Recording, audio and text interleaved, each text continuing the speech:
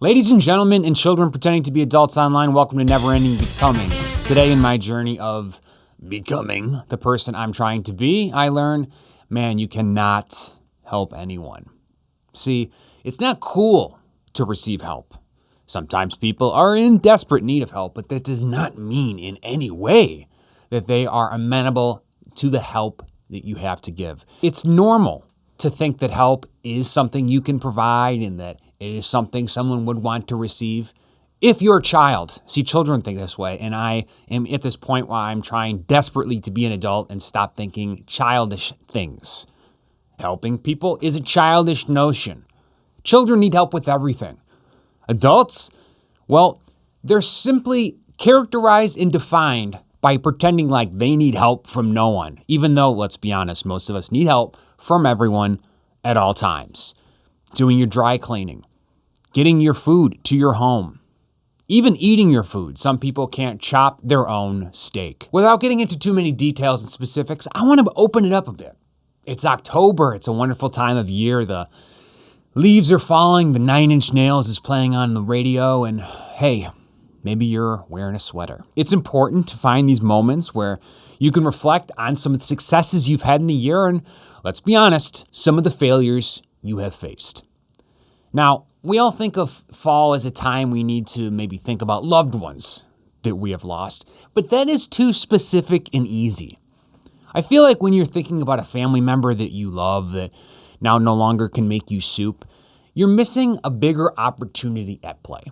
You see, your greatest opportunity in fall, y'all, is to think about something that is now dead in your life. Maybe it's a habit that has been killed.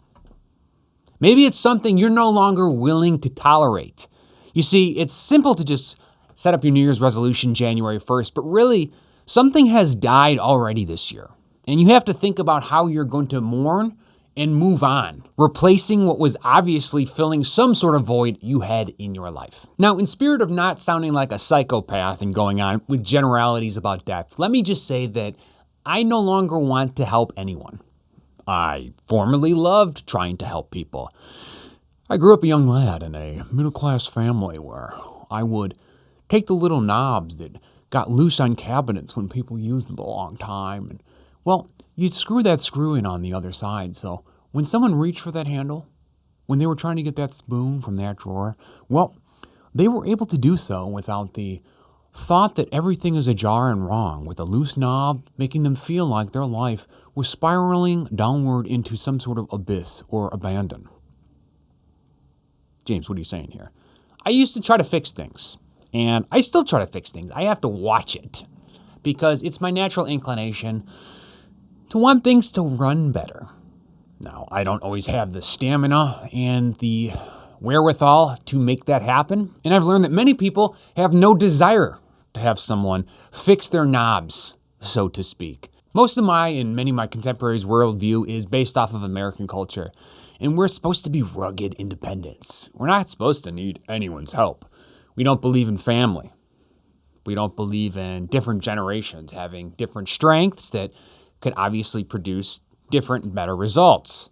We simply want to believe that each one of us is the epitome of greatness and are able to do anything they want at any time, regardless of skill or practice. In some ways, this does create the most powerful and terrifying people on the planet.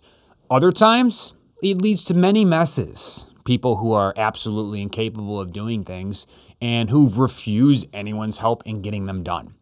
Now, you might think this is funny because a lot of people have the opinion of Americans that they don't do things for themselves, that they're lazy. And, well, this is true, which is why I'm podcasting about this, is because it's a nuanced topic that requires lots of complicated intricacies and discussions. Yes, people are generally unwilling to cook their own food, but this does not mean that they are willing to admit defeat. You see, the greatest strength of Americans is that they are literally never willing to give up in situations where other reasonable people would, of course, give up. Sometimes this leads to someone having a hobby that they carry on for way too long without any material or spiritual success. Other times, this is experimentation in a niche area that no one would normally stay in for so long. At this point, after a few moments yakking on camera, you may be asking yourself, James, Are you trying to help other people by sharing this information? No, I am not. I'm taking the time to record some of these thoughts and feelings for my own benefit. You see, it's very easy over time to delude oneself. In fact, I see myself in the future, unfortunately, slipping back into the ways of trying to provide help. Please do not do this. Self, do not try to fall back into childish ways of helping. You see, adults refuse to accept help, and you know what?